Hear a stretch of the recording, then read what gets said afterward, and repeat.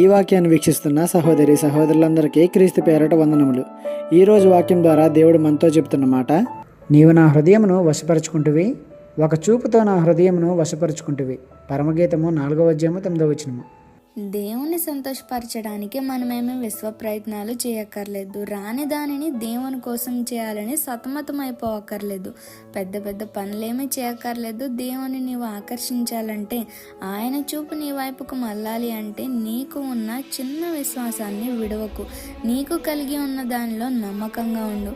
పాపం జోలికి పోకుండా నిన్ను నువ్వు జాగ్రత్త పరుచుకో. నువ్వు చేసేది, నువ్వు జీవించేది చిన్నదా పెద్దదా కాదు. ఎంత నీతిగా జీవిస్తున్నావు, ఎంత పరిశుద్ధంగా జీవిస్తున్నావు, ఎంత నమ్మకం కలిగి ఉంటున్నావు అనే దానిని బట్టే మనం దేవుని హృదయాన్ని దోచుకోగలుగుతాం. నీ నీతిగల జీవితం, నీ తగ్గింపు ప్రార్థన, నీ నిజమైన పశ్చాత్తాపం, ఆయన పట్ల, ఆయన పని పట్ల నీకున్న ఆసక్తి, నువ్వు కార్చే నిజమైన కన్నీటి చుక్క ఆయనను వశపరుచుకుంటుంది. మీకు తెలుసా, మన నమ్మకమైన చిన్న చిన్న ప్రయత్నాలు దేవుని హృదయాన్ని కదిలిస్తాయని. ఈ చిన్న సువార్త పరిచర్యలో మీ సహోదరులు. God bless you. ఆమేన్.